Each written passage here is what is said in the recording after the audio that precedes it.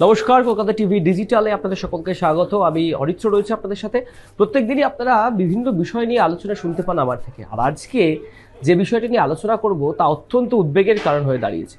তার কারণ আপনাদের হয়তো মনে থাকবে, কোভিডের সময়ে গোটা দেশে এবং প্রত্যেকটি রাজ্যে ওয়ার্ক ফ্রম হোমের কথা ঘোষণা করেছিল সেখানকার সরকার। মানে বাড়িতে বসে আপনি কাজ করতে পারবেন।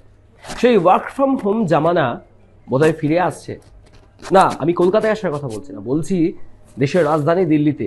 কারণ বায়ু দূষণের মাত্রা সেখানে এমন পর্যায়ে ছড়িয়ে পড়েছে, রাস্তায় মানুষজন বেরোতে পর্যন্ত পারছেন না। এরকম একটা ভয়ানক পরিস্থিতি। আর তারপরেই কিন্তু বেশ কিছু কঠোর নিয়মবিধি বা নির্দেশিকা হয়তো লাগু হতে চলেছে রাজধানী দিল্লিতে। ঠিক কি জানা যাচ্ছে রাজধানীর এই বায়ু দূষণ বা এয়ার কোয়ালিটি ইন্ডেক্সের উপর ভিত্তি করে কি সিদ্ধান্ত নিতে পারে? দিল্লির দূষণ নিয়ে ইতিমধ্যেই চিন্তায় ঘুম উড়েছে প্রশাসনের।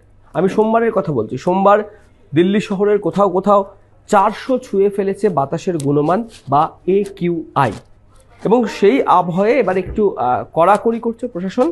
দিল্লির সমস্ত সরকারি এবং বেসরকারি দফতরকে একটা নির্দেশ দেওয়া হয়েছে, যেখানে বলা হয়েছে 50% কর্মীকে নিয়ে অফিসে কাজ করতে হবে। অর্থাৎ যদি কোনো অফিসে 100 জন স্টাফ থাকেন, বেসরকারি বা সরকারি অফিসে, তাহলে সেক্ষেত্রে হাফ, আর 100-র অর্ধেক হচ্ছে 50 জন। সেই 50 জন লোককে নিয়েই কাজ করতে হবে।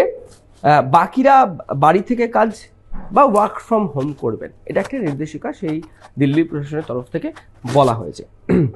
এবং এই রাজধানীতে ক্রমবর্ধমান বায়ু দূষণের জেরে কয়েকদিন আগেই থার্ড লেয়ার, তৃতীয় স্তরের গ্রেডেড রেসপন্স অ্যাকশন প্ল্যান বা GRAP-3 তৃতীয় স্তর সেটা চালু হয়েছে। এবং নির্দেশ কে দিয়েছেন?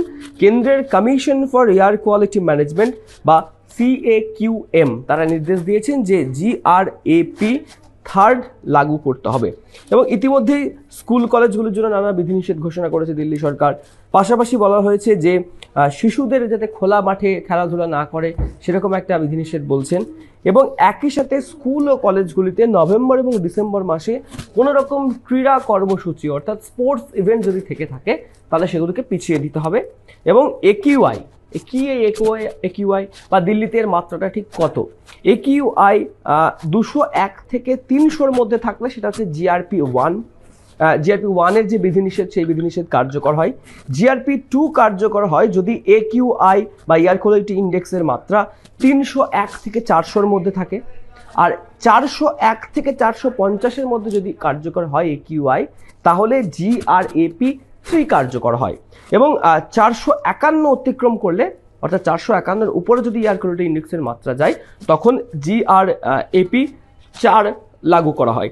তবে দিল্লি সরকারের তরফ থেকে জানা যাচ্ছে যে এখন থেকে GRAP-3 লাগু করা হলেও GRAP-4 এর যে সমস্ত নিয়মকানুন রয়েছে সেই সমস্ত নিয়মকানুন মেনে চলতে হবে। কারণ যে পরিমাণ এয়ার কোয়ালিটি ইন্ডেক্সের মাত্রা বেড়ে গিয়েছে, তাতে GRAP-3 লাগু করলে যদি কোনোভাবে কোনো রকম কাজ না হয়, সেই জায়গায় দাঁড়িয়ে GRAP-4 এর নিয়মগুলিকেও কার্যত বলবৎ করতে চাইছে দিল্লি সরকার।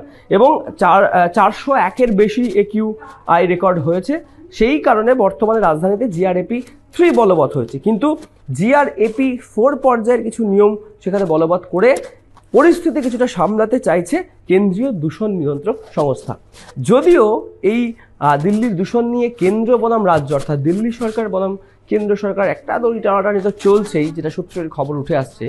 আদতে কোথায় গিয়ে দাঁড়াবে দিল্লির পরিবেশ, সেটা কিন্তু যথেষ্ট লাখ টাকার প্রশ্ন। আরও কি তথ্য সামনে আসছে যে এই GRAP পর্যায়েও কিন্তু একাধিক বদল আনা হয়েছে।